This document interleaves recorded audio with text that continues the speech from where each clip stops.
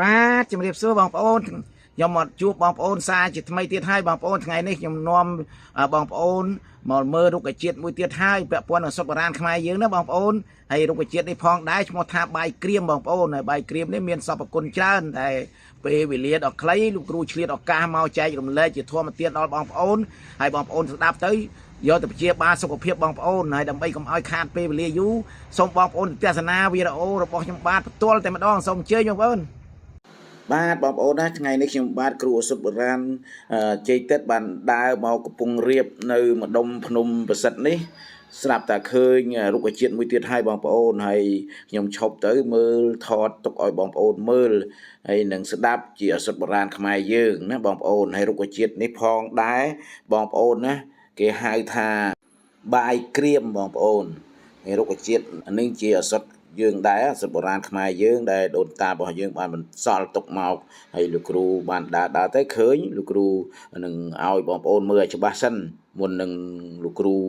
ចែកជាធម្មទានដើម្បីឲ្យបងប្អូនមើលច្បាស់កន្លែងលោកបងប្អូនច្រឡំមើលឃើញទៅប្រហាក់ប្រហែលគ្នាយកទៅច្រឡំយកទៅដល់ពេលច្រឡំយកទៅប្រើប្រាស់វាបង្កប្រសើរនៃជំងឺអាការៈរោគរបស់បងប្អូនហើយរុក្ខជាតិនេះឈ្មោះថាបាយក្រៀមបងប្អូនហើយពាក់ព័ន្ធនឹងឱសថបុរាណខ្មែរយើងបងប្អូនណាត្រូវជំងឺក្រពះមានក្រពះក្តៅទេបងប្អូនមានន័យថាដើមនឹងបើសិនយើងចុកក្រពះឈឺក្រពះឈួលក្តៅងុំបងប្អូនយកថ្នាំនេះពិសាទៅទទួលទានដោយដាក់15ក្រាមបងប្អូនដាក់15ក្រាមទៅ30ក្រាមមានន័យថា15ក្រាមស្ងួត30ក្រាមទៅទឹកចង់និយាយចឹងណាបងប្អូនហើយយកទៅដាំពិសាទទួលទានរាល់ថ្ងៃទៅបងប្អូនហាលឲ្យស្ងួតសិនហើយធ្វើអនាម័យឲ្យល្អប្រសើររបៀប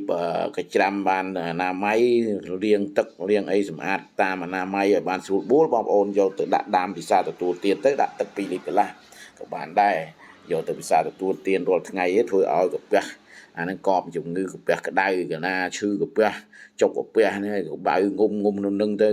អានឹងដាក់ទៅពិសាទទួលទានថ្នាំនឹងទៅក៏ប្រសើរហើយសម្រាប់តែជំងឺក្រពះក្តៅបងប្អូនដាក់ឲ្យត្រជាក់ចង់និយាយចឹងហើយវាប្រសាសវាមានជាតិតំណាំងច្រើនដែរ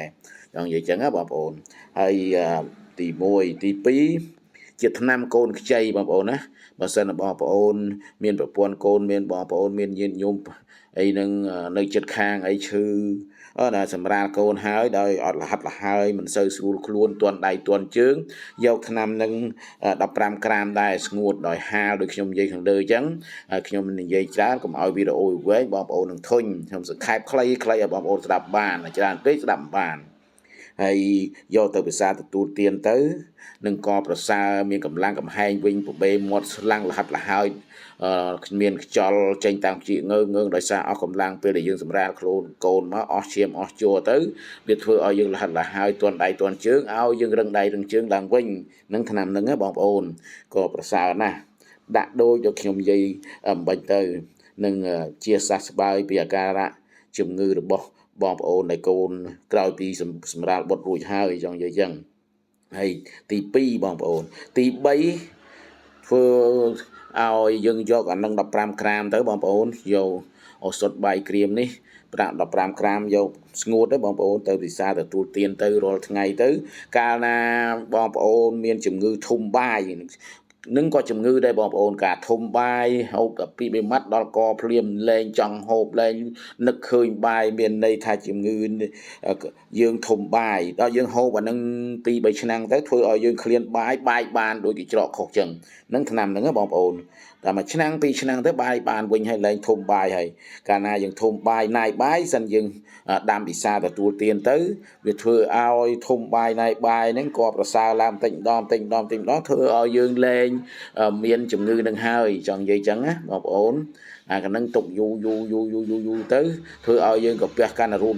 ទៅមានបញ្ហាកាពះកើតជំងឺកាពះវាស្អិតកាពះស្អិតពោះវៀនក៏មានដែរកាលណាយើងមិនព្យាបាលទាន់ពេលវេលាចង់និយាយចឹងព្រោះអាហារបងប្អូនហូបបានតិចមួយម៉ាត់2ម៉ាត់ឈប់កាពះវាចេះតែរួញទៅយូរទៅធ្វើឲ្យក្តោបជាប់គ្នាមានបញ្ហាដល់ បញ្ហាដល់សុខភាពកាពះហើយ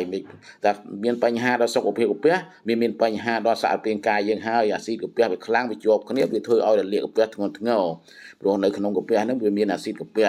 កាលណាកដោបស្បែកកាពះជាប់គ្នាវាធ្វើឲ្យមានបញ្ហារលាកធំធ្ងន់ធ្ងរហើយចង់និយាយចឹងណាហើយ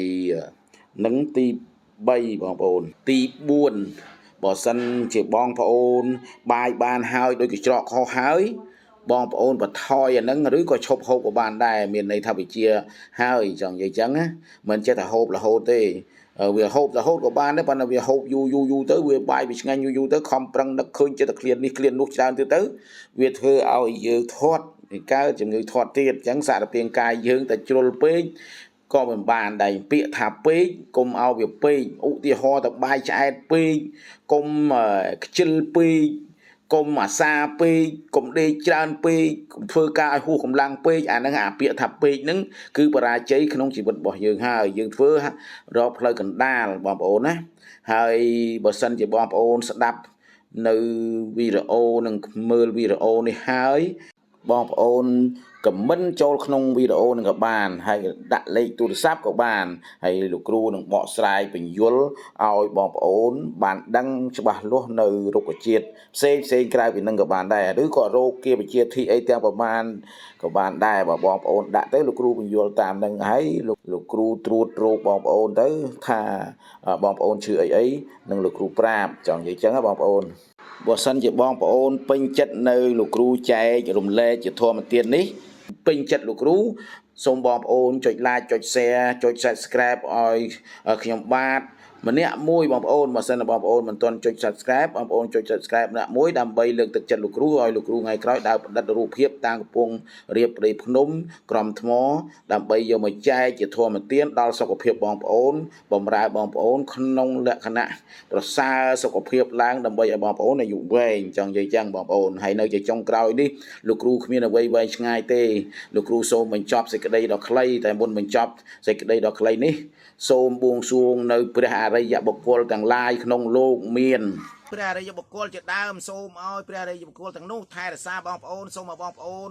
ជួបតែសុភមង្គលនិងក្រុមគ្រួសារម្យ៉ាងទៀតសូមឲ្យពរ4ប្រការគឺអាយុវណ្ណៈសុខៈពលៈកំបីគ្លៀងគ្លាតឡើយខណៈពេលនេះខ្ញុំបាទគ្រូសុទ្ធបរានជ័យទឹកសូមគោរពសូមជម្រាបលាសូមអរគុណ